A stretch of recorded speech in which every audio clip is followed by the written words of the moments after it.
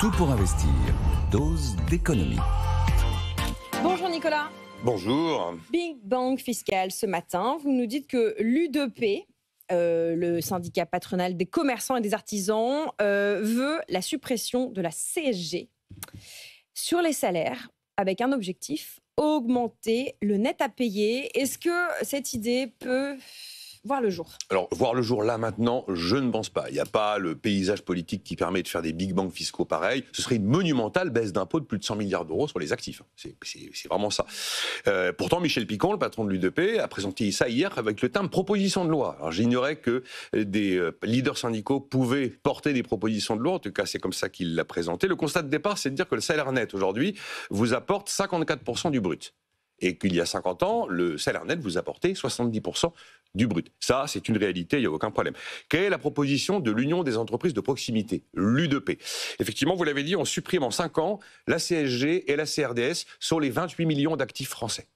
C'est donc une colossale baisse d'impôts pour obtenir une hausse de rémunération nette de 22% en l'espace de 5 ans. Vous prenez quelqu'un qui est un peu en dessous de 2000 euros, 5 ans plus tard, il gagne environ 420 euros de plus net tous les mois. Donc effectivement, là, le bond est quand même colossal. Seulement, il faut bien que quelqu'un paye.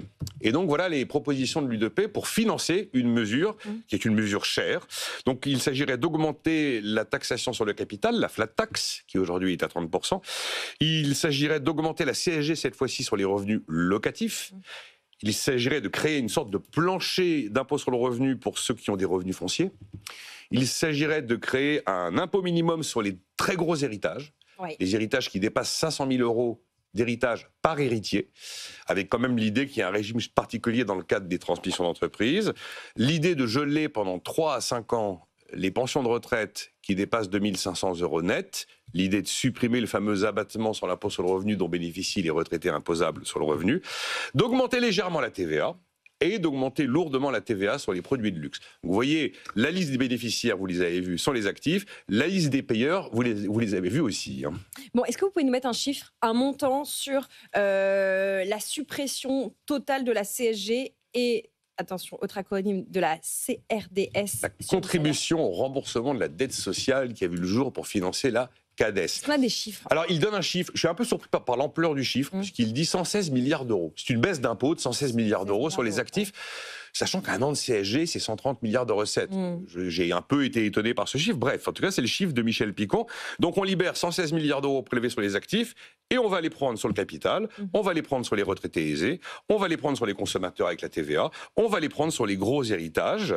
Et c'est en fait la piste qui est portée, qui a été commise dans l'ouvrage d'Antoine Fouché au mois d'août, qui a fait un carton absolu. C'est l'ancien directeur de cabinet de Muriel Pénicaud, qui était d'ailleurs aux côtés de Michel Picon pour présenter à la presse cette proposition. Il a donc sorti le livre « Sortir du travail qui ne paie plus ». Ça a été l'un des événements littéraires en écho de la rentrée. Et l'U2P d'ailleurs a repris à son compte les chiffres d'Antoine Fouché pour justifier la proposition. Aujourd'hui, vous prenez le travail, il est taxé à 46%. Vous prenez le capital, il est taxé à 30%. Vous prenez les pensions de retraite, elles sont taxées à 14%. Vous prenez les héritages, ils sont taxés à 6%. Voilà les éléments de justification de la mesure qui nous est proposée. Bon, en fait, cette idée, pardon de le dire comme ça, n'est pas toute neuve. On l'a déjà entendue et ce débat tourne depuis, allez quoi, 10, 20, 30 ans 40 même. 40 ans, c'est le débat sur finalement la TVA sociale. Oui, c'est le point de départ de l'idée. Le point de départ, c'est de se dire qu'on a une partie de notre modèle social qui relève probablement plus de la solidarité que de l'assurance. Et notamment quand on pense à la santé aujourd'hui ou aux dépenses famille. Et donc l'idée, c'est si ça relève plus de la solidarité que de l'assurance, cette partie du modèle social doit être davantage payée par l'impôt, plus qu'elle n'est payée par des cotisations. Or, c'est le cas aujourd'hui. Et effectivement, vous voyez derrière l'idée qui est portée d'ailleurs par le MEDEF depuis la rentrée du MEDEF au mois d'août dernier, de faire la TVA sociale ou la CSG sociale. C'est donc transférer une partie des cotisations vers l'impôt. Alors la TVA sociale, vous transférez une partie des cotisations vers les prix. La CSG sociale, vous transférez une partie des cotisations vers les revenus. Mais il manque des éléments fondamentaux dans ce raisonnement qui nous est présenté aujourd'hui. Parce que, en fait, vous ne faites qu'un transfert.